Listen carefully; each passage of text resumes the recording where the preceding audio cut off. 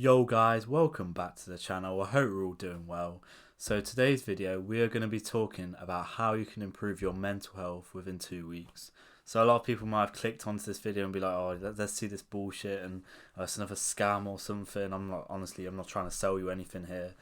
But obviously I recently did my video on how I thought I had depression and that went really well. So I kind of thought I could do something similar and kind of show you how I have improved my mental health, and I believe it is really possible within 2 weeks if you meticulously kind of follow what I say. You either believe me and follow these steps and you'll see your mental health improve, or you'll be one of those people who be like have limited beliefs and be like, oh, it's just a load of bullshit, I'm not even going to bother trying.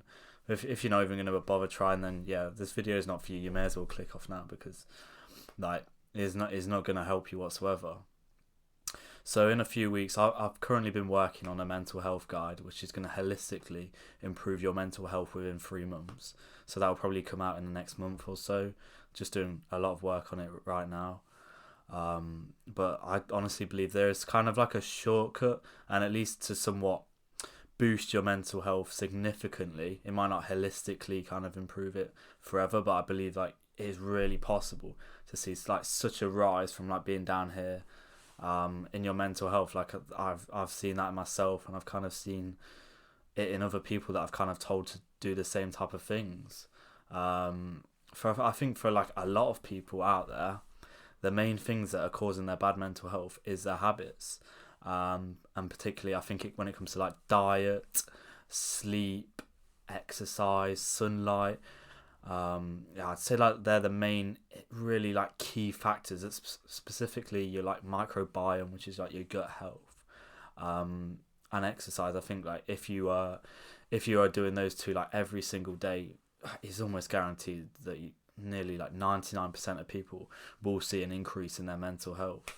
So I'm going to kind of give you some steps to follow, and this is kind of the steps that I kind of took in my life to improve my mental health, and I believe if you do the same, you will see a significant boost within your mental health within a couple of months. So the first thing I want you to do, and it's probably going to be the step, a lot of people will hear this and they'll be like, I'm not doing that, it's boring and shit. But like, improving your mental health is not fun, it's not exciting, it's like I've mentioned so many times, it is a foundation to success. You can't go on and be successful in life if you don't have good mental health. Or maybe there'll be like 1% of people who can. You see those like fat guys and shit, but for the majority of people, especially if you're watching this type of like self-improvement content, you've probably been struggling with it, with like getting stuff done, especially things that you really want to do, and that is because your mental health is not good enough.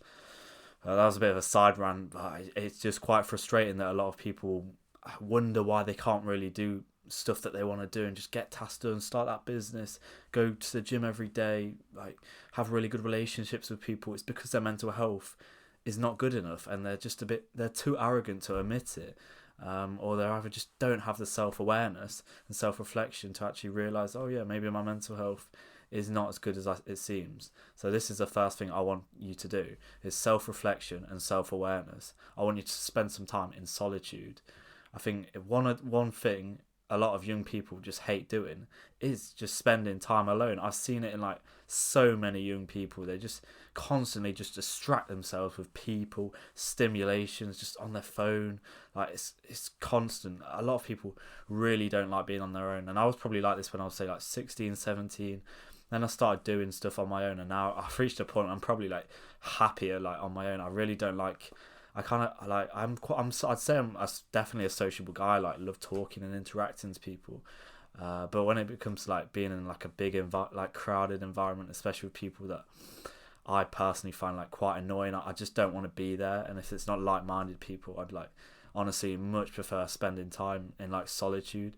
I'd probably like, obviously we're asleep for 8 hours a day, so regardless of that, I'd probably say I'm in solitude probably for like another 8 hours of my day or something. Like it's just how I kind of like to live my life. Like I think that's a good way to go about things. I can get things done.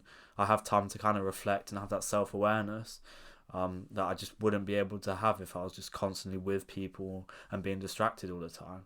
So this is the key first step that I need you to take. I really hope you follow this, and if you skip to the next steps, it's just not going to work.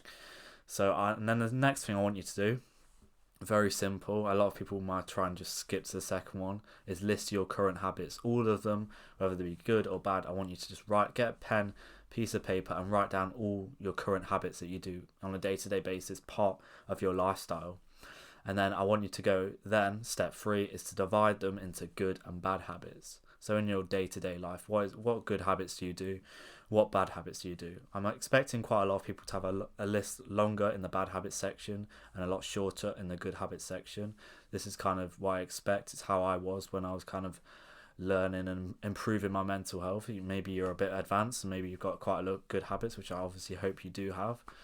I think I want you to think like which habits are then like serving you, like which habits actually bring some like kind of joy to your life. Like honestly, I don't really think any kind of bad habit should really, it's not real joy or anything like that, it's just pleasure. But I know some people kind of really like find a way to kind of make up an excuse or something. If there's something you really feel like you can't live without or something, maybe it's like smoking weed or something, or like playing video games, I don't know, whatever it may be. But you can write that in your like bad habits section, and then decide.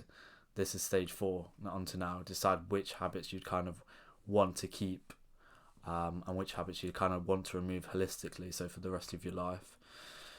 So hopefully there'll be a lot more good habits now compared to the bad habits section.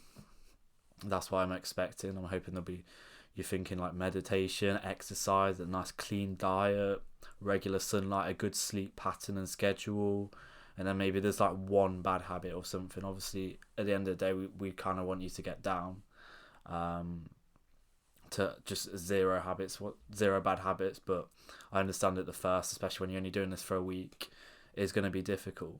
So then the next step is to actually stick to these habits for a whole week. This may be easier than it sounds. Some people may think, it's really difficult, but you've got to really like look in yourself in the mirror and be like, if I can't do this for 1 week, then I really need to start asking bigger questions of myself. You really got to like improve your discipline if you want to have better mental health. And if you can't do this for a week, then I'd be really concerned. And at least if you like fail on one of the habits, maybe you go out for a drink one night, at least keep the rest of your habits, and hopefully the rest of the habits that you wanted to keep have kept the same, and you haven't really failed on any of the others. But try your best to obviously keep to your habits that you've wrote down that you want to keep, and whatever they are, good, bad habits, for the rest of your life, and do your best to kind of stick to them. I honestly think for a week anyone can kind of do this. And then the next stage is kind of going back to the start. It's reflecting and having the self-awareness, and then to update and modify depending on how you did on that week. Have some like time to just reflect, maybe just like I said again, just some time in solitude, a day or two, kind of think, are these really going to serve me for the rest of my life? Can I really realistically kind of stick to them? Is this one benefiting me and whatever I want to do in the next few years or so? Is this one not? Maybe just update them. And I think probably by the time you've done this for like a week or so, then you will probably realise that maybe 1 or 2 bad habits that you thought that you couldn't really live without for the rest of your life, drinking, weed, whatever, video games, anything like that, you're actually like, I actually had like a really good week. And it was kind of these bad habits that when I like kind of reflect on it now, I don't actually really enjoy them, and I don't really want them as part of my life, because they're just going to end up holding me back. That's kind of what I'm hoping this kind of like challenge and week does for you.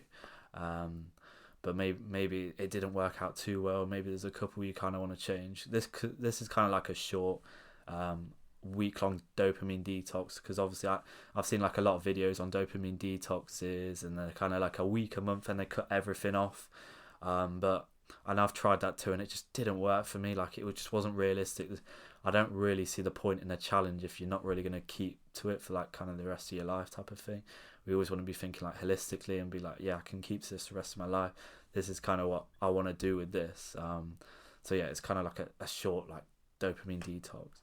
And if you follow all of these steps meticulously and stick to it, think of all your habits, divide them out, follow it for a whole week, and then do some reflection, modify it, and then do it again for like the next week. I can guarantee you by the end of the week, for 99.9% of people, unless you've got like something completely rare, which is very, very rare, a lot rarer than you think, to actually have something like a real mental illness, then your mental health will improve. And if you stuck to all these steps and your mental health hasn't improved, and you just like drop me a message, and I'll be more than happy to speak to you. So yeah, I hope this video has helped. I don't know how well it will do. Obviously I did that video on like my thoughts on how I thought I had depression, so I'm kind of hoping it will kind of reach a similar type of audience.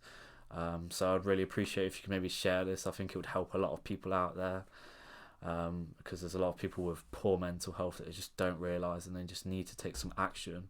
And I want to help as many people as possible, especially being in the position I was once in, where I really did struggle with my mental health. So I feel I'm very well suited for that. And if you'd like to come and work with me, we can help work with you one-to-one in improving your mental health. Link will be below to that. Link to my video about when I thought I had depression will be below too. And if you could like, share, subscribe. I'll see you guys in the next video. Peace.